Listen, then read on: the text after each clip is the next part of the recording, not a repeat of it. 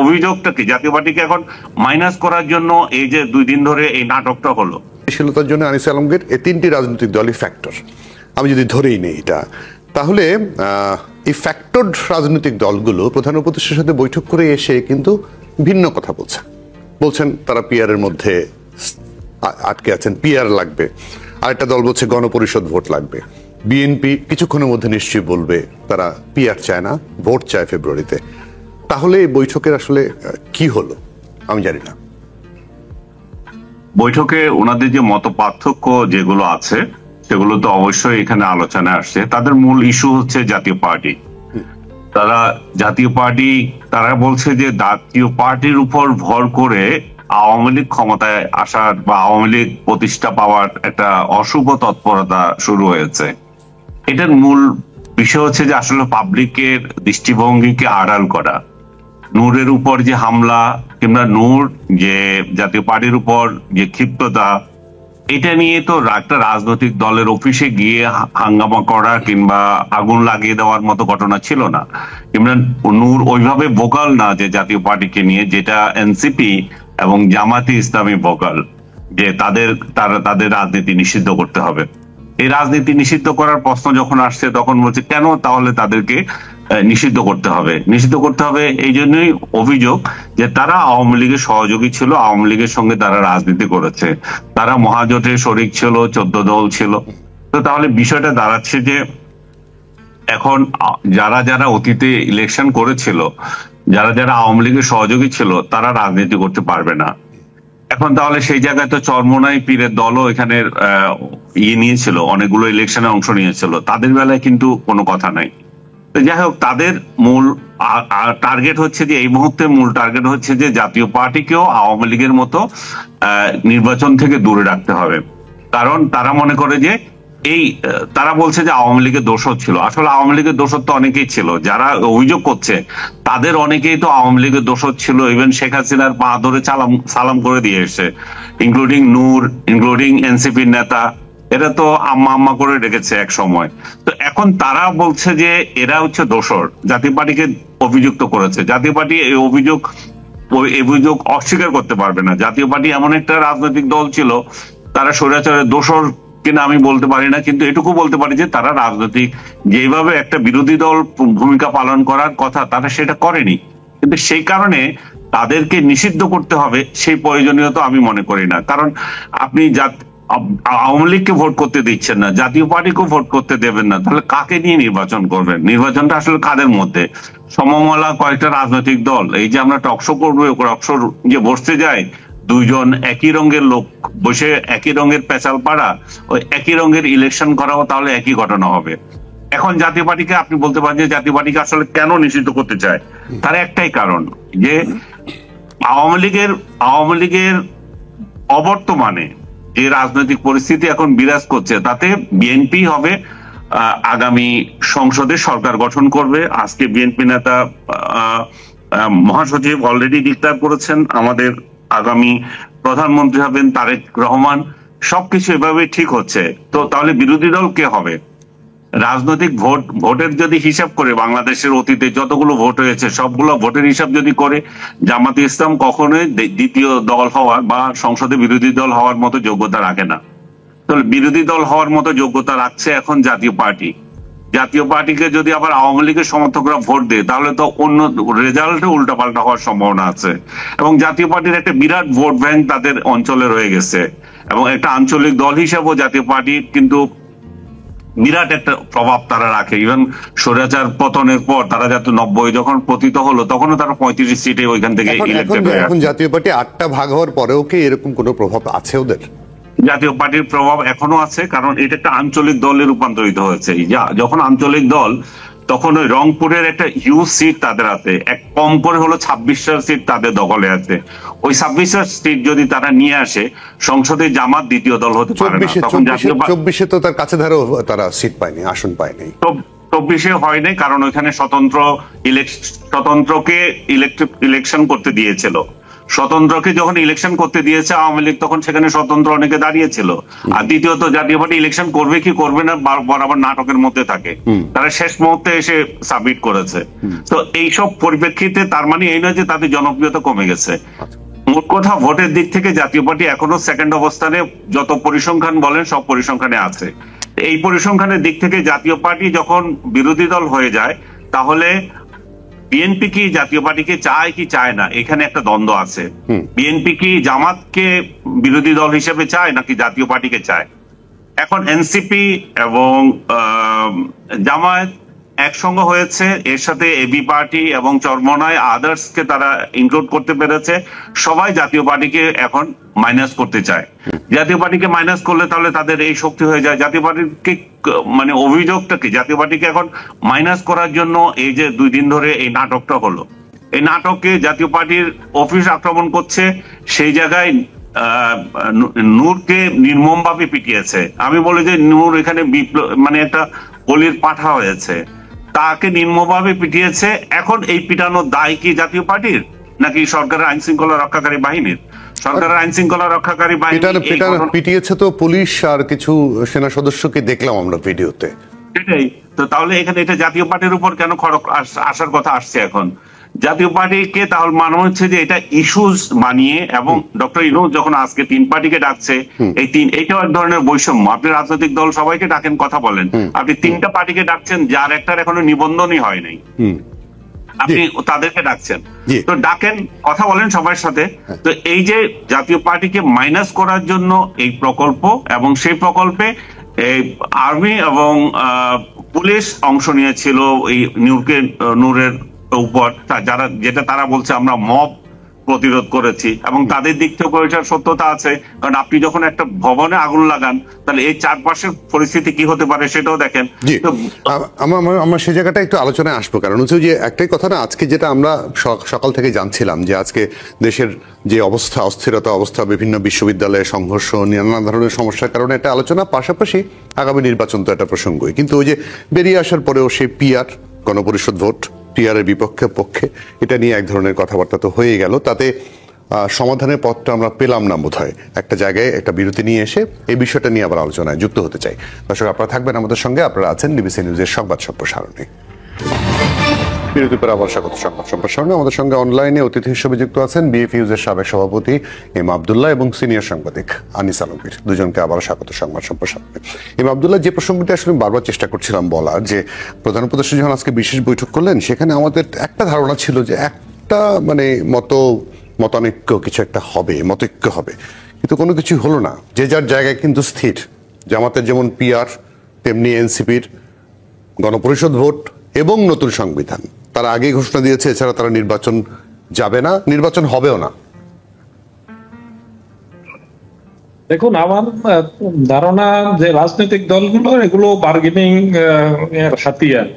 একটা পর্যায়ে যখন পরিস্থিতি তারা অনুধাবন করতে পারবে, আমার ধারণা সবাই একটা জায়গায় আসতে বাধ্য হবে, এই 3টি দল অন্তত। আর যে কথাটি হচ্ছে যে এই 3টি দলকে কেন ডাকা হলো, বাকিদের এর আগের বারও যখন প্রথম দিন 3টি দলকে ডাকা হয়েছে তখন এই ধরনের ক্ষোভ আমরা দেখেছি, কিন্তু পরের দিনই কিন্তু আবার 19-20টি দলকে নিয়ে আরেকটি করেছে। এটা বিভিন্ন পর্যায়ে করে। আমার ধারণা এবারও হয়তো অন্যদেরকে ডাকা হতে পারে।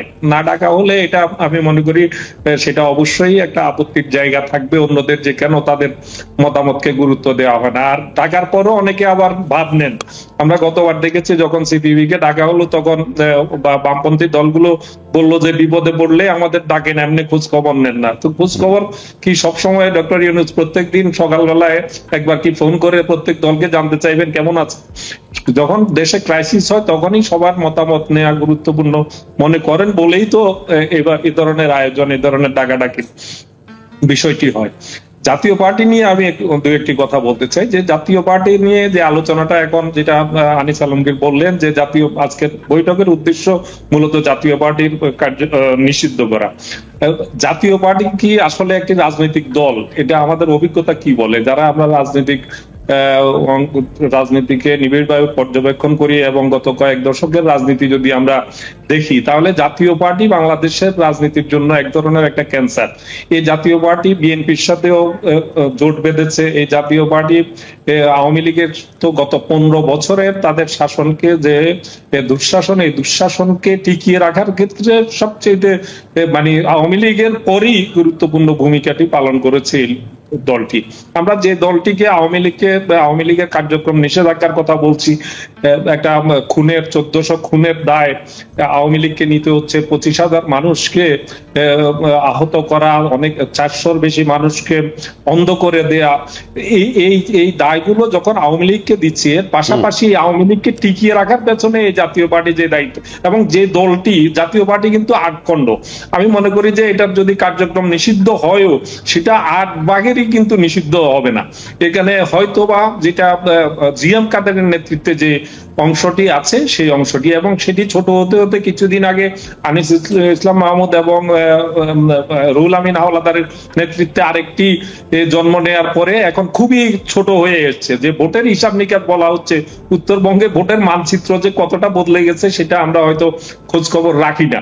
উত্তরবঙ্গে কিন্তু গত কয়েকটি এই যে বোঝাপড়ার নির্বাচনগুলোতে পর্যন্ত জামানত হারিয়েছে বহু আসনে, এবং যে কয়টি রিপোর্ট গত কয়েকটি 3টি নির্বাচন যেগুলো ভুয়া নির্বাচন হচ্ছে, এই নির্বাচনগুলোতে জাতীয় পার্টির অধিকাংশ ক্ষেত্রে জাতীয় পার্টিকে একেবারে আগে তৈরি করা ফলাফলের ভিত্তিতে বেছে বেছে জাতীয় পার্টিকে সংসদে আনা হয়েছে। এবং জিএম কাদের যে বিরোধী দলীয় নেতা ছিলেন, তিনি কি আদৌ এই বাংলাদেশের পার্লামেন্টের বিরোধী দলীয় নেতা হওয়ার মতো তার সেই সমর্থন, ন্যূনতম সমর্থন কি ছিল? তার স্ত্রীকে তিনি এমপি বানানোর জন্য কি না করেছেন। তো এইসব এই নাটক, এবং যেই নেতা, যে দলের নেতা বলেন যে আমার কথা বলতে হলে দিল্লির অনুমোদন লাগবে, সেই রাজনৈতিক দলকে তাদের জন্য আমাদের জন্য আহাজারি করতে হবে, সেই রাজনৈতিক দলের জন্য আমাদেরকে এখানে কথা বলতে হবে, এটা খুব দুর্ভাগ্যজনক। সেটি রাজনৈতিক দল হোক, যে কোনো রাজনৈতিক দল, সে যদি বাংলাদেশের মাটিতে রাজনীতি করে, বাংলাদেশকে ধারণ করে, বাংলাদেশের মানুষকে ধারণ করে তাদেরকে রাজনীতি করতে হবে। তিনি প্রত্যেকটি নির্বাচনের আগে দিল্লি যাবেন, সেখান থেকে নির্দেশনা নিয়ে আসবেন, তারপরে এসে বলবেন যে আমার সাথে কথাবার্তা হয়েছে কিন্তু ওখানকার অনুমতি ছাড়া বলতে পারবো না। এই ধরনের রাজনৈতিক দলের ঠিক আছে আপনার কথা মোটামুটি পরিষ্কার। আমি যে কোনো রাজনৈতিক দলের রাজনীতি করার স্বাধীনতার অবশ্যই আমি মনে করি সেটা স্বাধীনতা আছে, সেটা অক্ষুণ্ণ থাকবে, সেটাই গণতন্ত্রের সৌন্দর্য। কিন্তু এখন রাজনৈতিক দল হিসেবে বিবেচনা করার ক্ষেত্রে আপনি যেটা বলছিলেন যে রাজনৈতিক দলগুলোর দাবি দেওয়া আদায়ের এক ধরনের কৌশল হতে পারে এসব জিনিস, এরকম কৌশল তেহান ক্ষমতায় থাকার জন্য, বিরোধী দলে থাকার জন্য যদি ওদের একটা কৌশল হয়ে থাকে, তাহলে সেটাকেও বা আমরা কিভাবে নেগেটিভলি দেখি?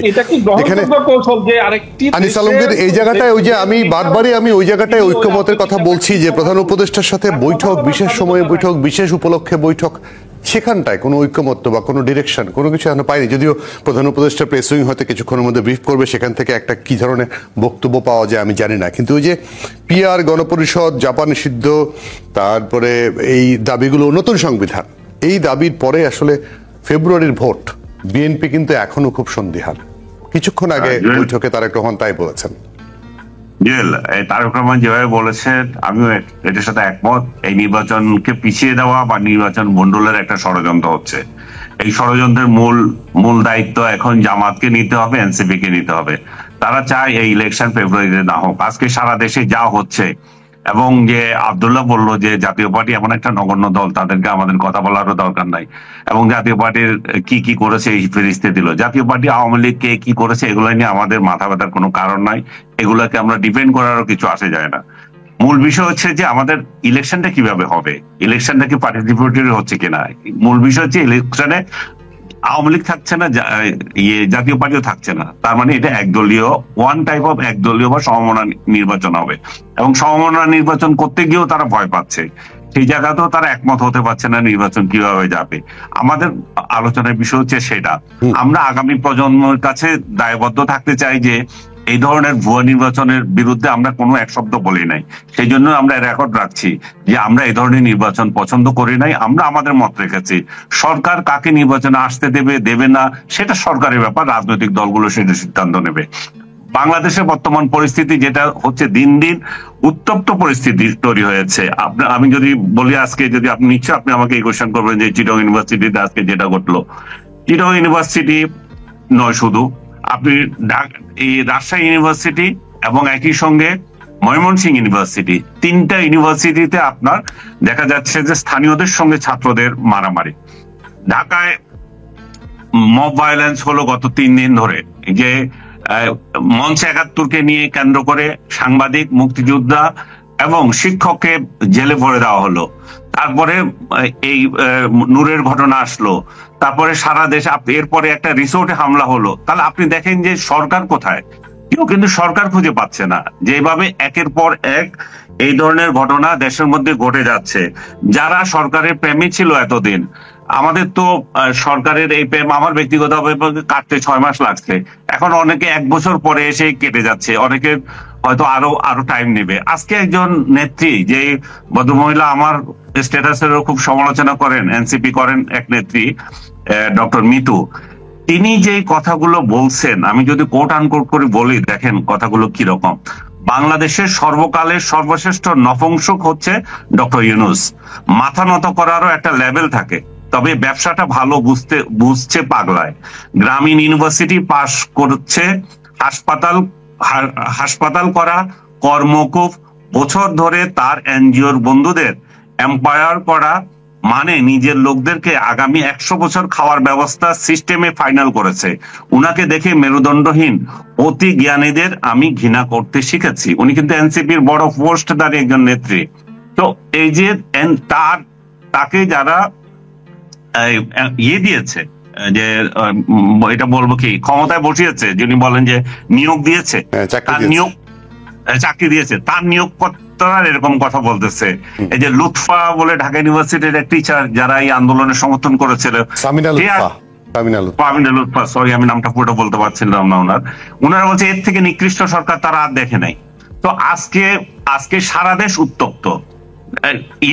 ইউনিভার্সিটির এই ঘটনাটা তো এমন একটা পরিস্থিতি তৈরি হয়েছে, সেই গ্রাম যেখানে উনি জোবরা গ্রাম, যেখানে উনি গ্রামীণ ব্যাংক শুরু করেছিলেন, সেই গ্রামের লোকদের সাথে ইউনিভার্সিটির ছেলেদের সংঘর্ষ হলো। একটা মেয়ের সাথে একটা দারোয়ানের গন্ডগোল হয়েছিল, দারোয়ানকে পিটিয়েছিল, দারোয়ান তাকে পিটিয়েছিল, দারোয়ান ওইখান থেকে চলে গিয়েছিল, দারোয়ানকে এলাকাবাসী পিটিয়েছিল। ওই মেয়ে ছাত্রদেরকে ডেকে এনেছে, তার বন্ধুদেরকে ডেকে এনেছে, তারা ভাঙচুর করতে গিয়েছে বলে এই ঘটনাগুলোর সূত্রপাত, এবং যেটা তারা বিভিন্ন বিবিসি সহ বিভিন্ন মিডিয়াতে বললো।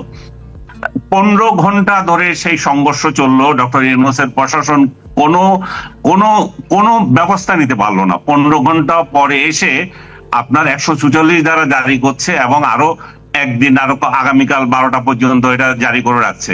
এতগুলো ছেলে সংঘর্ষে আহত হলো, শিক্ষক আহত হলো। যে ছাত্রদের যে মনোভাব আপনি দেখেন, এই যে ছাত্রদের মধ্যে যে একটা ড্যাম কেয়ার ভাব চলে এসছে, গ্রামবাসী হোক, যেই হোক, তাদের যে একটা সুপেরিয়র মানে মেন্টালিটি চলে এসছে। এই যে সমাজের মধ্যে এই যে জিনিসগুলো তৈরি হচ্ছে, এই জিনিসগুলো কার আমলে হচ্ছে, কেন হচ্ছে, এটার কোনো আমাদের সমাজে বিশ্লেষণ নাই। আমরা আজকে ভিন্ন রাজনৈতিক দলের একজন ব্যক্তি আব্দুল্লাহকে আমি বলবো, আমরা একসঙ্গে টেবিলে বসে খাইতে পারতাম। এখন তো টেবিলে বসাটা আমাদের জন্য দুষ্কর্ম হয়ে গেছে। বলছে যে ও দোষরের সাথে বসছে। মানে সমাজটা এরকম হয়ে গেছে যে আমরা একজন আরেকজনের সাথে বসতে পারছে না। এবং মব রাজত্ব যেভাবে এখন বলেছে, আগে বলতেছে মগের মুল্লুক, এখন মবের মুল্লুক হয়ে গেছে। ডক্টর ইউনূসকে আমরা ডে 1 থেকে বলতেছি, আপনি যদি এই মব যদি আপনি নিয়ন্ত্রণ না করেন, তাহলে আপনার ইলেকশন করা হবে না। আজকে ইলেকশন করতে পারবে কিনা এনসিপিও হতাশা ব্যক্ত করে, জামাতও বলতেছে এই পরিস্থিতিতে কিভাবে ইলেকশন হবে। এখানে আবার যে কিছু কিছু জায়গায় আমি দেখি আর কি, মানে সমাজ মাধ্যমে দেখি বিভিন্ন জায়গায় তুলনা করা হয় যে মাহমুদুর রহমানকে মব সৃষ্টি করা হয়েছিল, তাকে মারা হয়েছিল আদালতের মধ্যে, তো সেটার সাথে তুলনা করা হয়। মানে তা ওই সময় এটা হয়েছে বলে এখন হবে।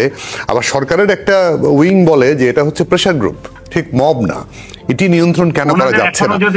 আমি এই জায়গাটায় একটা বিরতি নিয়ে আসি, আমার হাতেও সময় কম, একটা বিরতি নিয়ে এসে পরের পর্বে এই বিষয় নিয়ে আলোচনা করবো। দর্শক আপনারা থাকবেন আমাদের সঙ্গে, আপনারা আছেন সংবাদ সম্প্রসারণে। বিরতির পর আবারও স্বাগত সংবাদ সম্প্রসারণে। আমাদের সঙ্গে অনলাইনে অতিথি হিসেবে আছেন এম আব্দুল্লাহ এবং আনিস আলমগীর, দুজনকে আবারও স্বাগত। আনিস আলমগীর যেখানে আটকে ছিলাম সে জায়গাটা কথা শেষ করবেন, তারপর আমি এম আব্দুল্লাহর কাছে যাব।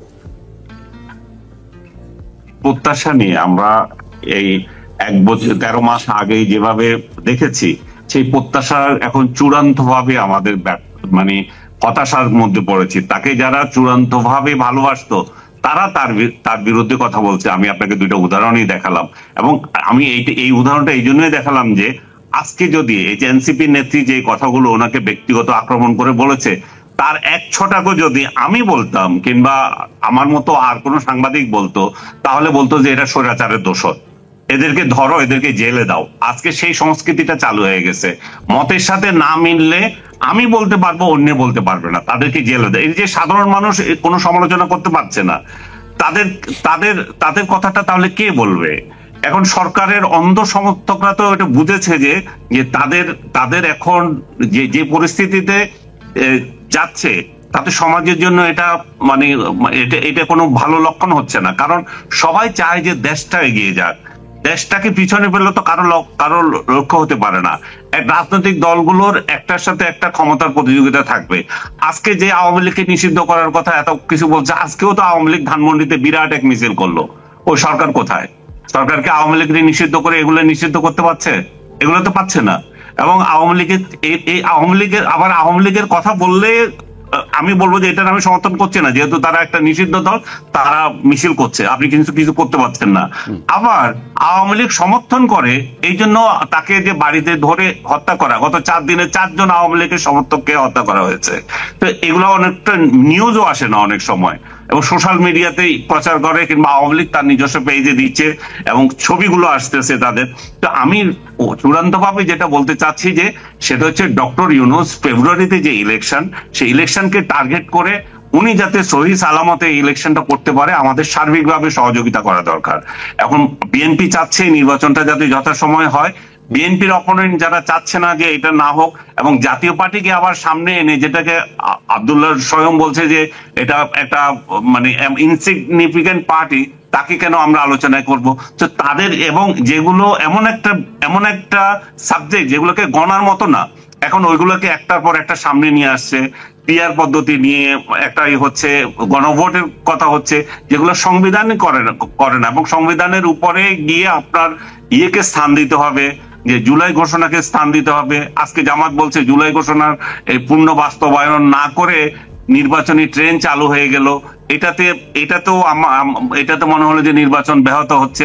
তো ওনারা মুখে বলছে যে নির্বাচন যথাসময় করবে, ওনারা আগ্রহী, ডক্টর ইউনূসকে সহযোগিতা করতে চায়, কিন্তু ফেব্রুয়ারির নির্বাচন হবে কিনা সারা দেশবাসীর মতো আমি নিজেও সন্দিহান যে রাজনৈতিক পরিস্থিতি যদি এটা চলতে থাকে। সেখানটায় এম আব্দুল্লাহ জামাত কিন্তু এই কথাও বলেছে, সরকার কিভাবে নির্বাচন করবে এটা নিয়ে তারাও শঙ্কিত। মানে যে সংকটের কথা আনিস আলমগীর বলছেন, যে সংকটের কথা তারেক রহমান বলছেন, মির্জা ফখরুল বলছেন, জামাতও বলছে তারা শঙ্কিত।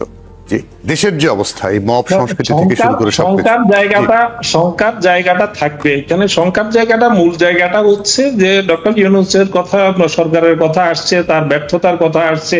এটা অস্বীকার করা যাবে না যে বিশেষত আইন শৃঙ্খলার ক্ষেত্রে যতটা উন্নতি হওয়ার কথা ছিল, নিয়ন্ত্রণ থাকার কথা ছিল, সেই জায়গাটাতে নিয়ন্ত্রণটা ততটা নেই, এবং অনেকগুলো ঘটনা ঘটছে। এটাও আমাদেরকে মনে রাখতে হবে, একটা ভঙ্গুর আইন শৃঙ্খলা বাহিনী যারা আইন শৃঙ্খলা নিয়ন্ত্রণ করবে, তাদের মধ্যে 80%ই, আপনি দেখবেন যে সাবেক আইজিপি বেনাজির বলেছেন যে এখনো পর্যন্ত আইন শৃঙ্খলা বাহিনীতে 80% তাদের লোক। এবং আইন শৃঙ্খলা বাহিনীতে যে নিয়োগগুলো হয়েছে গত 15 বছরে একেবারে দলীয় ক্যাডারদেরকে নিয়োগ দেওয়া হয়েছে। তো তারা তো এখনো রয়ে গেছে। আর কোন সরকারের পক্ষে রাতারাতি 1 বছর 6 মাসে এগুলো একটা সিস্টেমের মধ্য দিয়ে এই নিয়োগগুলো হয়, চাইলেই এটা নিজে নিয়োগ করে ফেলা যায় না রাতারাতি। সেই জায়গাটাতে তারা যেহেতু আছে, তাদের পক্ষ থেকে তারা সুযোগের সন্ধানে ছিল, আছে, তারা এই সুযোগগুলো নিচ্ছে এবং সুযোগ করে দিচ্ছে। এই যে আজকে মিছিলের কথা বললো, এই মিছিলের ধানমন্ডির ওসিকে নিয়ে অনেক কথা অনেকদিন ধরে হচ্ছে। সেখানে যে ওসি দায়িত্ব পালন করছেন তার নিয়ে অনেক প্রশ্ন আছে, তাকে সরিয়ে দেওয়ার আলোচনা হয়েছে। তো সেখানে এই মিছিলটি হয়েছে। এর পিছনে যে আওয়ামী লীগের নিয়োগকৃত, আওয়ামী লীগের দলবাজ পুলিশ কর্মকর্তারা নেপথ্য থেকে কলকাঠি নাড়ছে না, সুযোগ করে দিচ্ছে না, এটা কিন্তু নিশ্চয় করে বলার কোনো সুযোগ নাই। আপনি ডক্টর ইউনূসের সরকারকে আপনি বলছেন উদাহরণ দিয়ে যে সেনাবাহিনী মাঠে আছে। ম্যাজিস্ট্রেসি ক্ষমতা নিয়ে সেনাবাহিনীর মাঠে, ও তাদেরকেও কি আওয়ামী লীগের বলা হচ্ছে? সেনাবাহিনী মাঠে আছে, সেনাবাহিনী যখন আবার অ্যাকশনে যাচ্ছে সেটা নিয়েও রিঅ্যাকশন নানান ভাবে হচ্ছে। আমরা তো আমাদের বাংলাদেশের মানুষের একটা মানে মজ্জাগত একটা চরিত্র হচ্ছে, যে মজ্জাগত একটা অভ্যাস হচ্ছে যে আমরা নিকট ঐতিহ্যের বিষয়গুলো আমরা খুব সহজে ভুলে যাই। বিস্মৃতি পরায়ণ জাতি আমরা।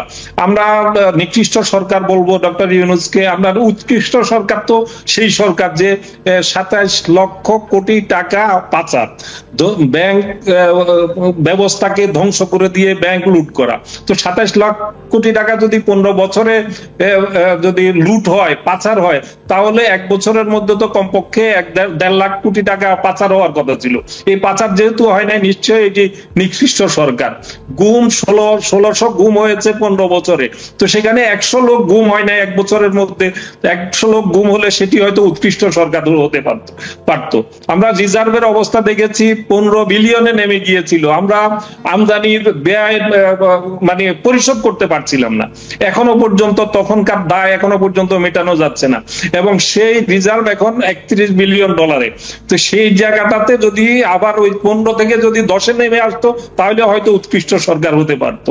এভাবে যদি প্রত্যেকটি একটি আইন শৃঙ্খলা, একটি যে কোনো সরকারের সাফল্য ব্যর্থতার জন্য অনেকগুলো সূচকের মধ্যে আইন শৃঙ্খলা নিশ্চয়ই একটি গুরুত্বপূর্ণ সূচক। সেই সূচকটাতে হয়তো ব্যর্থতার জায়গা আছে এবং সেটার অনেকগুলো যৌক্তিক কারণও আছে। সেই কারণগুলো আমরা বিবেচনায় যদি না নিই, তাহলে অবিচার করা হবে। এবং সরকার যেহেতু যে ডক্টর ইউনূসের যে সরকার ক্ষমতায় আছেন, এটি কোনো রাজনৈতিক সরকার নয়। তাদের মাঠ পর্যায়ে তাদের সেভাবে কোনো চ্যানেল নাই, তাদের চেইন অফ কমান্ড নাই।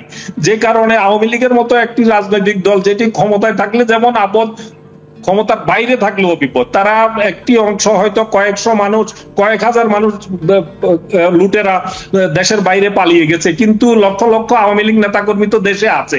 তারা তো চাইবে যে তাদের নেত্রীর যাতে সেই খুনের বিচারটা না হয়, তারা দেশকে অস্থিতিশীল করার চেষ্টা করবে।